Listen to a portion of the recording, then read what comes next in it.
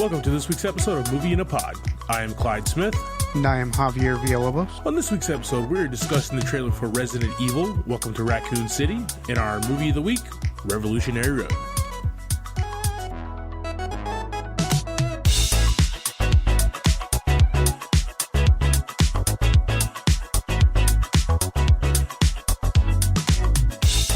Javier. Yes, sir. Greetings to you, brother. How's life treating you, man? Pretty good. Just getting out of a very eventful weekend. What about yourself? Dude, I don't know how much time we have, but my weekend was insane. Let's talk first. I did nothing Friday. Fair. Relax on the couch. You know, it's October, it's Halloween, so I want to start watching Halloween type scary movies. So Yep. I started with Abraham Lincoln Vampire Hunter. Yeah, who doesn't? Dude, just was watching that a couple weeks ago, actually. It's so corny, but still so good though. Right. Yep. Yeah. Thoroughly enjoyed that, man. That was I've seen it when it first dropped, but it's leaving HBO Max at the end of this month, and had to check it out again, man. That was super fun. Yeah. Crap, forgot what I did Saturday, man. Probably nothing again. It was super uneventful, actually.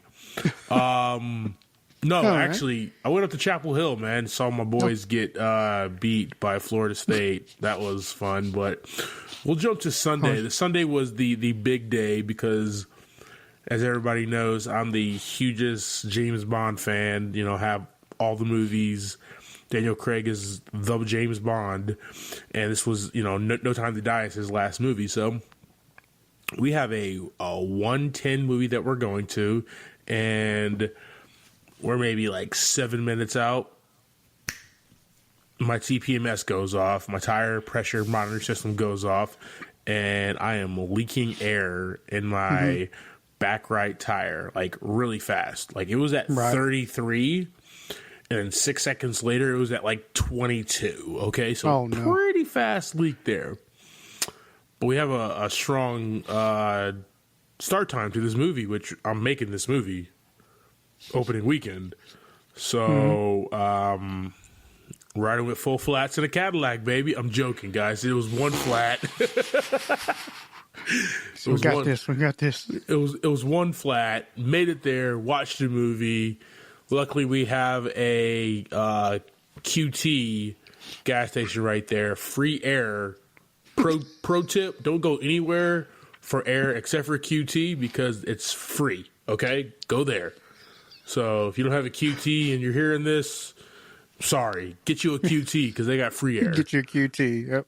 Mm-hmm. But then obviously was planning on waking up, doing some pod stuff today. Right. Go get my tires. I forgot that I actually booked a tea time at noon, but I had to go get tires. So we pushed the tea time, still golfed, still did some pod stuff, but it kind of messed up my day because I had to start by buying, over $500 worth for 2 tires. So, yeah, man, great weekend for me. What about you, buddy? Sounds like it was awesome. Y'all can't see this, but I'm shaking my head no. This is an audio medium, but yes. What about you, man? Didn't you guys have something going on with the band? Yeah. Well, Friday, same. Just kind of chilled out. Saturday, we had a show. It was a music festival called Brew Stock. My band, 50 Flies, we performed there along with a bunch of other bands from the Carolinas, basically. All-day event. Everybody was out, Everybody had the merch stand set up. There was food trucks. Fire. And it was a good time. We had 2 stages going back and forth. And dope. Was it like dueling bands, like in Scott Pilgrim vs. the World? It was exactly like that. Dude. Tell me you won some coins, though, right? That's... So many coins. You didn't have to play the Sex Bombs at the end, right? That wasn't the... No. That wasn't the end, guys. No, I mean, it was one band sound checked and played, and they switched to the other stage and just kind of kept it going. Nice. No downtime, right? Yeah. Correct. Yeah. Next year's supposed to be a lot bigger. We're hoping to get to do a little bit more advertising next year as well. Where was the location of Brewfest? Lancaster, South Carolina, at a place called Benford Brewing. The owner basically he brews beer, and he has a business there on his farm. So you go out and you're in the farmlands, and there's just a brewing company there. Good deal, brother. Good deal.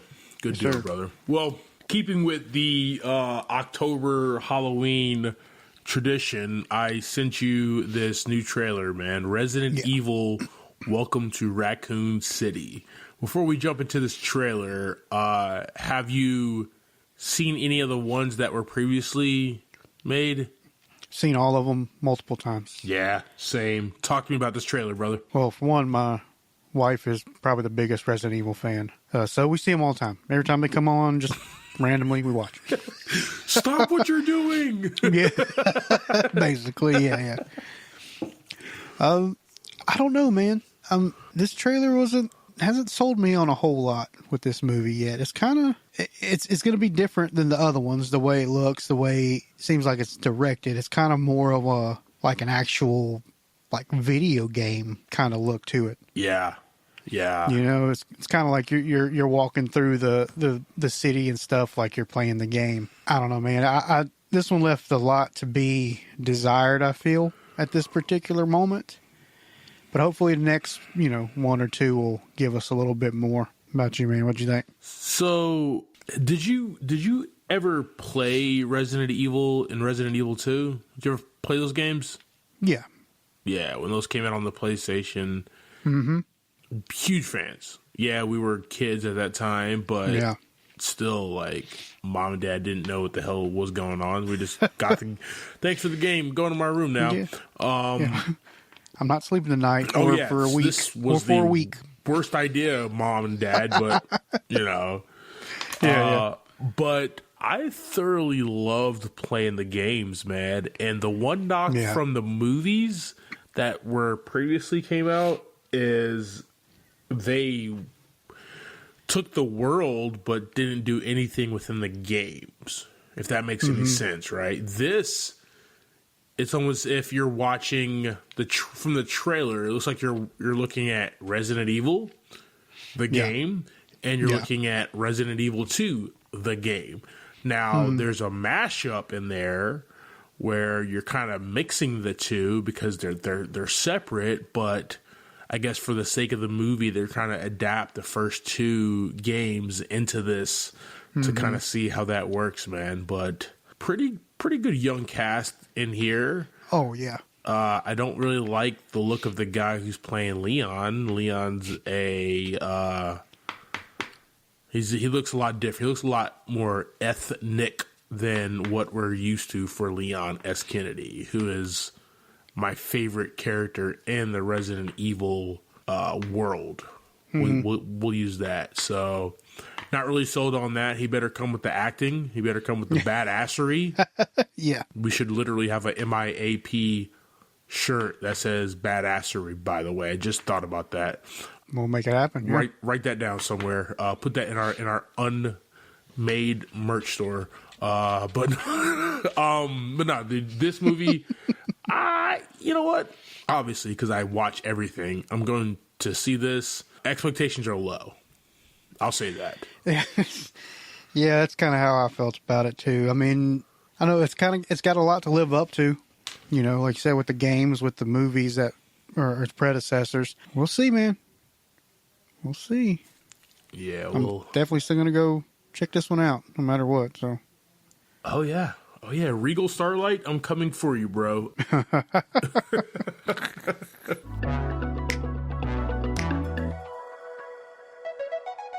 I feel like this week, man, you can say our episode this week is brought to you by the letter R. We'll do it like Sesame Street style. Resident Evil, Welcome to Raccoon City, and our movie of the week, Revolutionary Road. I thought that was funny when I was writing this up, man. But let's go ahead and discuss this week's movie. That might be our pod title, by the way. That's fine. Brought to you by the letter R. Yes. Good deal. All right, man. So we got Revolutionary Road. This dropped in theaters in 2008. We've actually reviewed a lot of movies that were dropped in 2008, so I tried to find some other movies outside of the ones that we have talked about. So we got The Day After Tomorrow. I just lied to you. That movie did not come out in 2008, guys. My notes say The Day the Earth Stood Still. You said the wrong movie? Dude, I wrote The Day the Earth Stood Still, but I said The Day After Tomorrow. No clue why. But that happens. We'll continue. The Happening, Quantum of Solace, 10,000 BC. Nice. Shay, Defiance, Traitor, Definitely Maybe. And the reason why I say good luck in a European accent, Taken. Right? Good luck. And it's a horrible European accent as well. So fine, it works. We got this movie, Revolutionary Road, is directed by the great Sam Mendes. It's written by Justin Haith from a novel written by Richard Yates.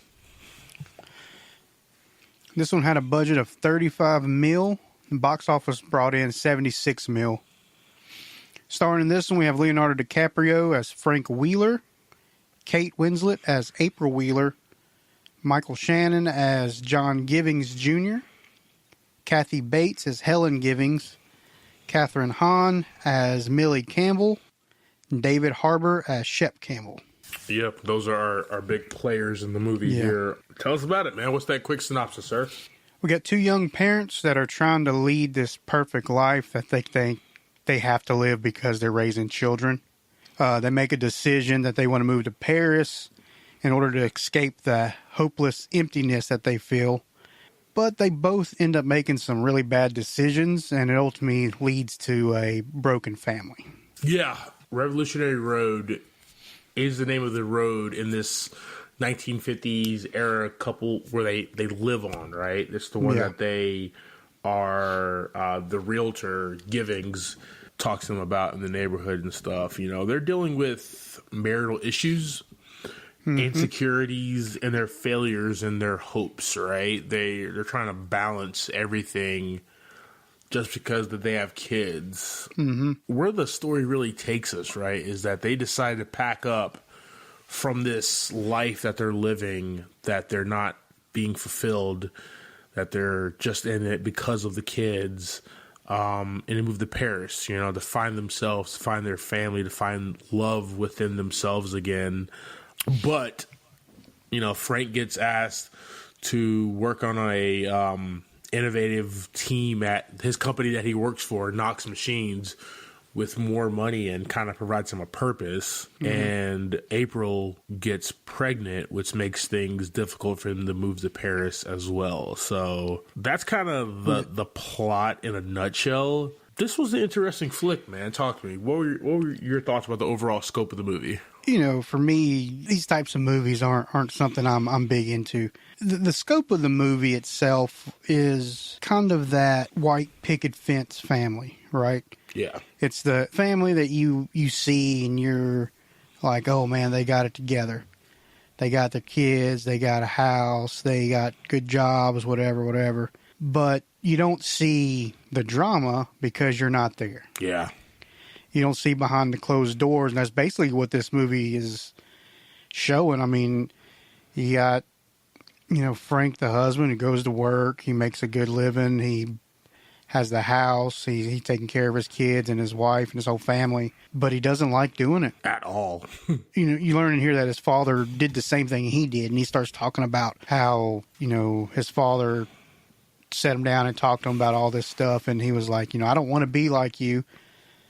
But he turned out to be like him because he thought that that's what he had to do because he had children now, right? Yeah.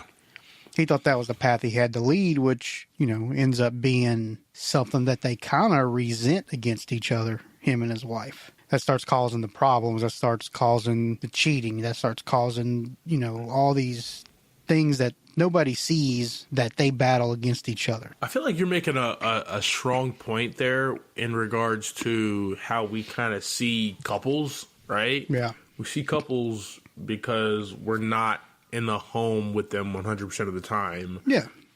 You and your wife, you know, and me and my wife, we don't live under the same roof, you know? Yeah. So the marital strife that you guys have and the marital strife that we have, you guys don't see, and this movie takes us into that marital strife, into that drama, into what is going on underneath, that underbelly of, oh yeah, they just have these two beautiful kids and he's making all this money and she's the perfect housewife, right?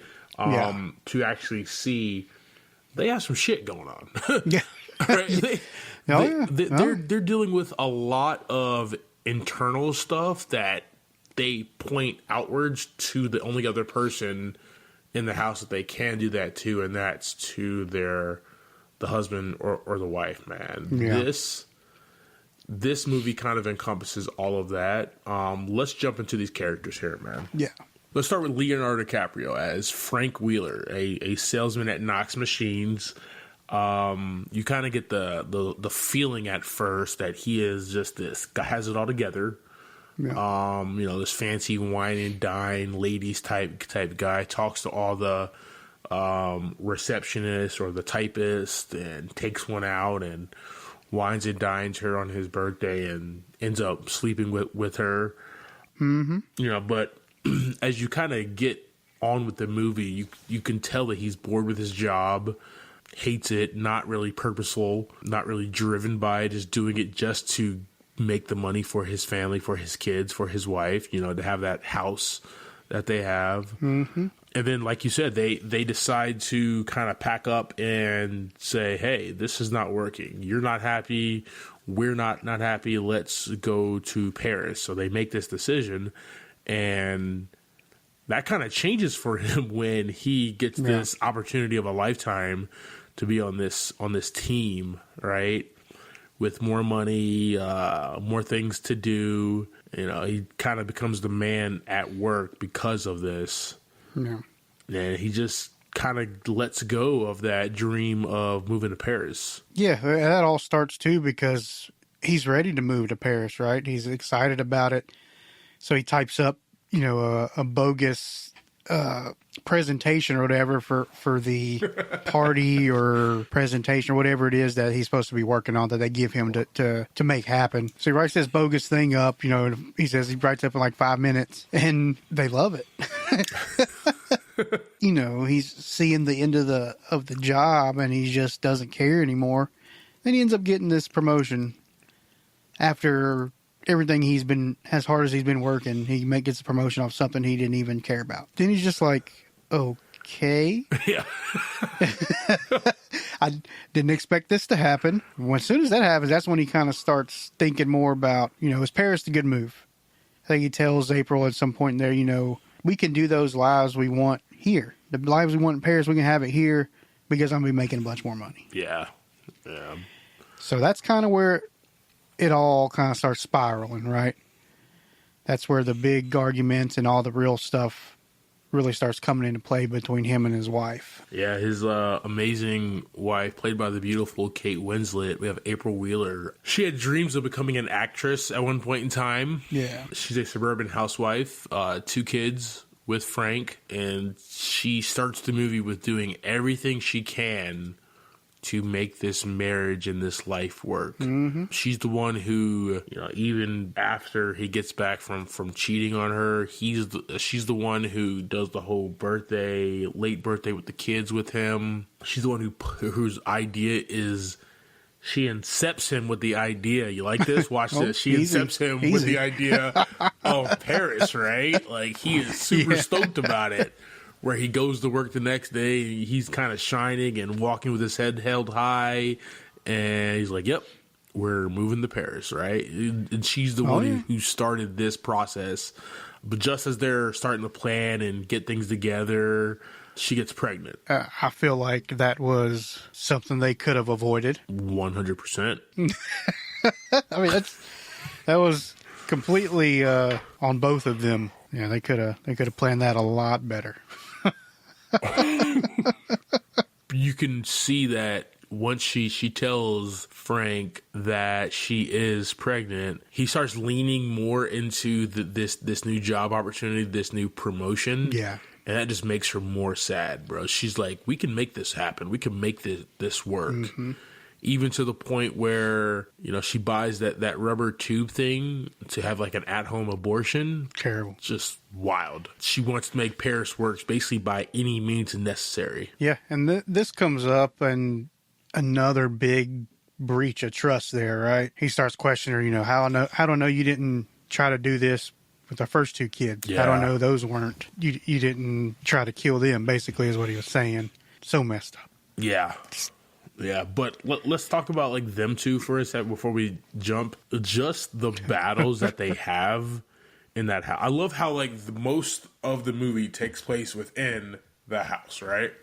And the battles that they have, these arguments and these fights that they're having, these bouts. Sometimes he wins, sometimes she wins. Yeah, that's something I was reading about this movie too. Was that was kind of the whole direction of the movie, was filming it in a tiny house so that you could get all this tight space, this kind of claustrophobic area. Yeah. Every shot was tight. You know, every time you saw them arguing, you were right there in the middle of it. Yeah. Yeah, I mean, it starts off with arguing about what her play, how it didn't go as well as she thought it was, then argument about their life in general. And they really did just have a lot of problems. They were kind of toxic for each other. Very. Every scene, it's blaming one for something and another one blaming them for something else. It was like, okay, where do you get along? Where is your friendship and your marriage? It was like that was gone, right? Yeah, like you're you know, we're both married men in our 30s, and we're both looking at this like, yeah, I mean, shit, I have been in a fight with my wife before. I've been in plenty of fights with my wife before. I bet you can say the same exact thing, but at some point, you know, you're looking at this movie and watching these two interact, and you're like, all right, they gotta find some type of common ground, right? Like, they both just can't keep escalating these arguments, right? to the point the other person just breaks down, cries, or runs away, or something. Man, like, let's bring it down a peg, and this never happens at all. It really doesn't. It really doesn't. It's like, it's you know, it kind of boils back to the mind state they had of, because they had the children, they had to build this specific life. Yeah. So instead of building the life that they wanted, they were trying to live this template that really caused them to fall apart for each other. Definitely. All right, guys, we're going to take a quick break and we'll be right back. So I was watching The Tomorrow War again. Bro, okay. Bro, have you heard of the action movie rule of Chris? All right. Here we go. What are you talking about, Clyde? Okay. The action movie rule of Chris. Every Chris is a bona fide action movie star. You got to hear me out here, bro. Let's go. You are a movie star living in Hollywood doing your thing, and your name is Chris. You're an action star. Dude, check this out. Chris Evans, Captain America, Snowpiercer, Cellular, The Losers, Hemsworth, the Australian guy, 6'4", right? Thor, Black Hat, Extraction, Snow White and the Huntsman, Red Dawn. He got a bullet to the head in Red Dawn. Can't forget that, but still an action star. And those golden locks. Those golden locks. Pratt, right? Christopher Pratt. The Tomorrow War. The one you were just watching. Star-Lord, Jurassic World, The Magnificent Seven, Zero Dark 30. This dude killed, shot, took out Bin Laden. Just amazing. Okay? Got my man Chris Pine. Yeah. He played opposite Wonder Woman. He was in Star Trek, The Finest Hours, Shadow Recruit, and Smoking Aces. Super weird in Smoking Aces, but action-packed movie star, okay? Sometimes we gotta get weird. Gotta get weird sometimes. Yeah. Yep. And then you got Christopher Ludacris Bridges, okay? This dude's an action star because he was in literally all 35 of the Fast and Furious movies. Just every single one of them, right? See, your name is Chris. You kick butt and take names. Oh, let's not even forget about Chris Farley. Have you ever seen Beverly Hills Ninja? Oh, multiple times. Action, and more action, bro. Talk to me, man. Who's your favorite, Chris? I'll say right up front, obviously Farley is the GOAT. No doubt. Let's get that out the way. But for this current generation of Chris's, I'll have to go with the God of Thunder, man. He does it all for me, but not in a weird way most of the time. Awesome, man. Awesome. All right, dude. So I actually have like a lot more Chris's to run through, dude. Let's go ahead and hit it, man. Clyde, what's up? Clyde, I'm going to go ahead and land this plane for us. All right, guys, hit us up with your favorite Chris and the movie you enjoyed him in.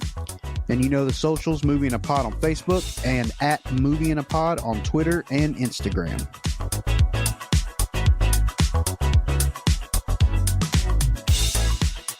We got my main man, David Harbour. He is our follow through from last week's episode. He's Shep Campbell, their neighbor, their friend of the Wheelers. Him and his wife. We'll talk about her, Millie, in just a few minutes. But Shep has eyes all day for April, bro. Let me tell you my notes I had for these two real quick. Yeah. So for Catherine Hahn as Millie Campbell, I put, she seems to love the Wheelers and is upset that they decided to leave. Yep. And I put for David Harbour as Shep Campbell that he loves one of the Wheelers a little too much. And that's why he's decided, that's why he's upset they're going to leave. We watched these movies, right? And that was actually great about those two because as much as I love Catherine Hahn, she just was that suburban housewife. But, yeah, you know, you watch these movies and you try to relate to the characters or, like, put yourself in their shoes to see, like, how they're being formed. And I see Shep, right? And he's married, has kids with Millie, you know, but he's in love with April. And is almost like pissed off when they tell them that they're moving to Paris. He's asking all these really like intrusive questions and just kind of putting it on heavy. Yeah. And you can tell that he likes her, but like, once again, putting myself in his shoes, right? Let's say it was some girl that I really liked or whatever, and she's moving. Yeah. All right. Well, shit. Peace. Yeah. Like, there's nothing. You've made this decision. We're not together. Okay. Cool. Whatever. Like, you know, and obviously this is a little harsher because he has a family. He's supposed to be in love with his wife, but he's not. He's really in love with April.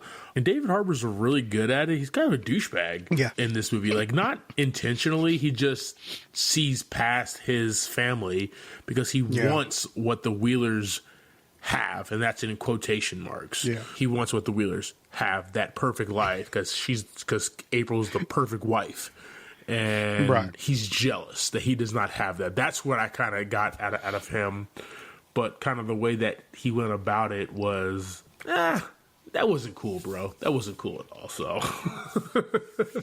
one of those real situations where, like we were saying, you know, he sees this, you know, beautiful woman who he just kind of wants to try it out, basically, right? Yeah. He's been with his wife for so long, he's kind of, you know, for lack of a better word, bored of her, I guess. And he thinks he can have something with this other woman. And, you know, it's just creepy. It's one of those creepy things where you're looking at it from the outside as you know, us watching the movie. Mm-hmm. And you're like, if he only knew how crazy this woman was, you know.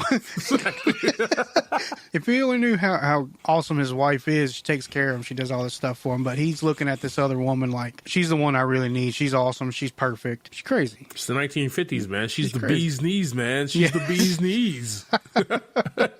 I don't know if they said that in the 50s. I have no clue. That's probably when it started. I wasn't alive then, but I can only assume they said the bee's knees, right?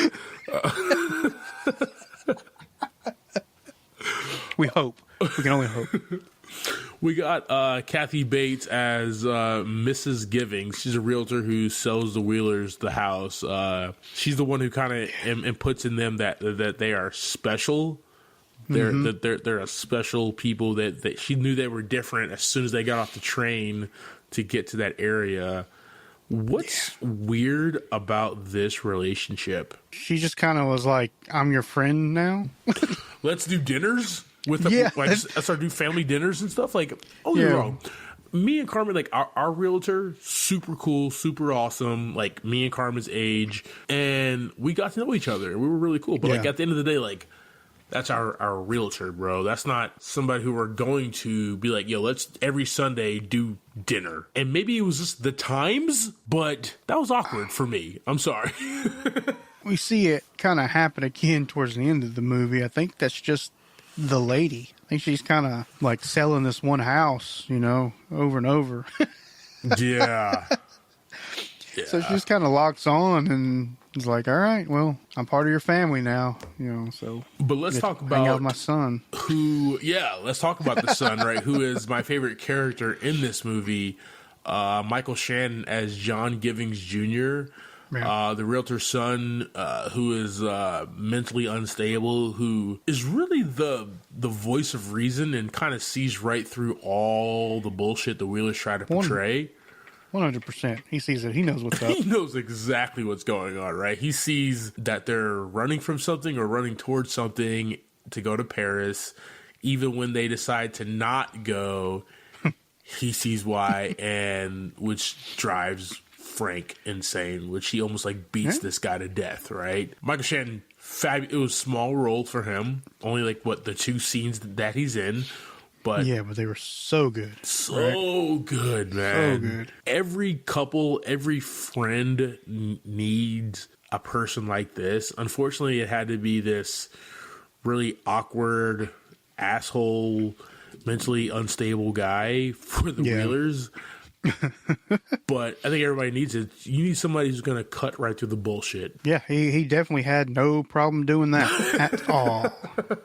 He gets it, and I think it's more of not trying to have those blinds on where this is the perfect life, right? We get back to that part of the movie again. He knows, okay, I know you're young. I know you got your jobs, you got your house, but he calls Frank out. He's like, the only reason you got this house is because you have a job that you don't like going to, but it pays you well. Yeah.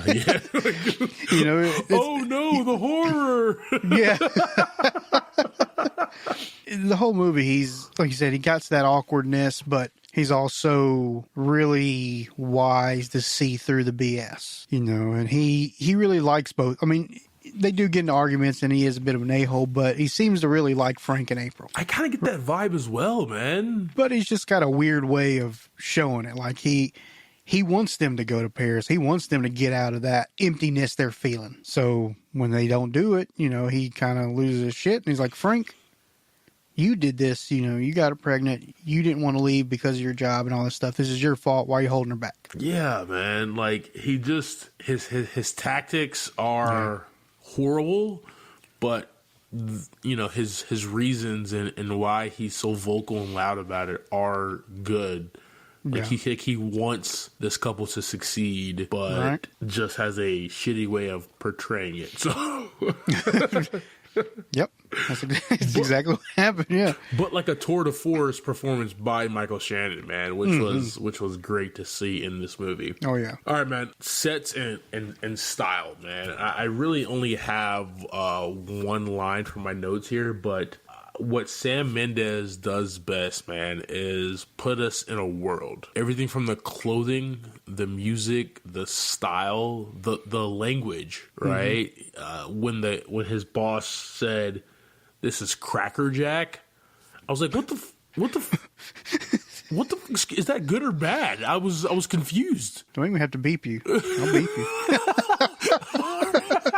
I'm sorry, but I really was. I was like, what? Yeah. Is this good work? Is this bad work? What does Cracker Jack mean, right? I don't know. But even that like warm color palette in their house screams the 1950s, man, right? All day. That's what I was talking about a little earlier. I didn't want to dive too deep into it, but they filmed, it was in Connecticut, right? They filmed in these 2 small houses. Mm-hmm. There wasn't a set or nothing. They were in actual houses, and the whole theme of the whole thing was being claustrophobic in a small home, in a very plain home. Yeah. Which is, like you said, this is the whole movie. It kind of portrays that feeling that they have. They're just in this kind of boring life. They're not doing nothing exciting. There's nothing exciting to see in the whole thing. Yeah. Even when they look outside, right, it's nothing but like wooded area.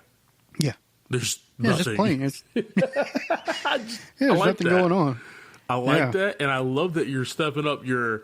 Let me go see what else I can find about this movie, man. I love that, dude. Gonna make me have to bring my game next week.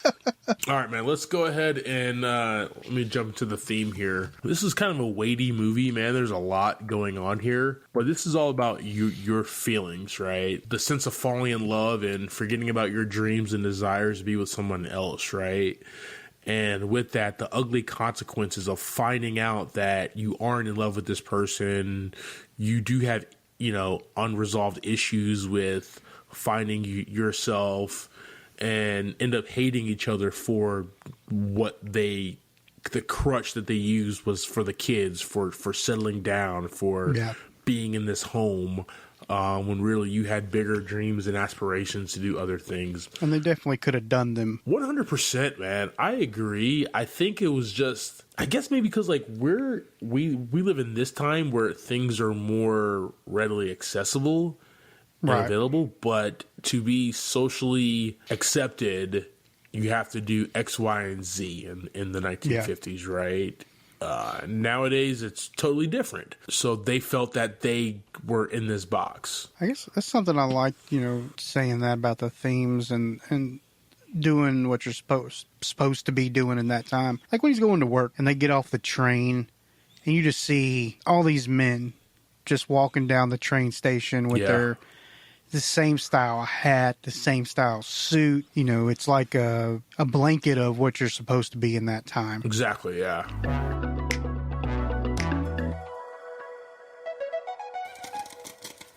All right. That is our conversation about Revolutionary Road. Oh, yeah. Mm-hmm.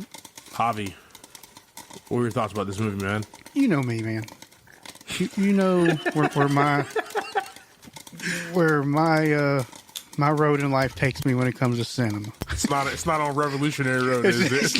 It's nowhere near Revolutionary Road. No. That being said, I like comedy movies. I like sci-fi movies. I like getting away from the everyday kind of life. Not to say that this movie is everyday life. Everybody's situations are different. But, that being said, great cast, great acting. These are all, top-notch actors. And that's really what kept me in it. I mean, the story or the plot was a good plot. The story, getting from scene to scene and stuff like that. Yeah. Didn't really hold me that well. I mean, I watched it and I sat and watched it, obviously. But it's so hard for me to just, enjoy a sad movie like this.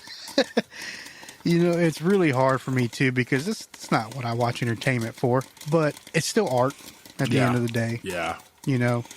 I'm going to rate this one a 3 out of 5. Wow. That's shocking right there. Well, it was still a good movie. Yeah. It was a good movie. Great actors. Everything was solid as far as that was concerned. My opinion on it is the genre of the movie, which I'm not going to diss the movie because of that. Yeah. At the end of the day, it was great acting. It was, all that was very good for me. What about you, man? This is the first time since Titanic that we've seen these two characters on screen together, right? We first saw them in 1997's Titanic as basically like teenagers, as kids, as children, right? And it's kind of the star-crossed lovers, two different worlds. And when you do such a big, gigantic movie like that, you definitely want to see them team up again. It's like the Godfather Part 2 when you have Al Pacino and Robert De Niro in the same movie. They're not in any scenes together, but they're in the same exact movie, right? And then 1995's Heat comes out, and they're in that together, and they finally sit down. Like 2 hours into the movie, they finally sit down. People were wanting to see Kate Winslet and Leonardo DiCaprio back together in a movie. And they bring it, man. It's some great acting, some great bumping heads and going back and forth with each other and arguing and discussing. And just the acting between those two is still just top notch. Where that was 2008 this movie came out. I don't know why they have not been in a movie since. Would love to see that again, right? Just them two. This movie, man, with with everything and the direction of Sam Mendes, which is huge for me because he's one of my favorite directors. This gets 4 buckets of popcorn from me, man. I love the reality. I love the story that the director and the writer is telling here in regards to, like, you don't have to settle and you can figure it out. Yeah. But at the end of the day, you know, you sometimes just have to let go. Yep. Yeah, man, 4 buckets of popcorn. This is a very weighty movie, and it's really hard to watch at times. But it is just fantastic. Thank you for subscribing to this week's episode, talking through Revolutionary Road.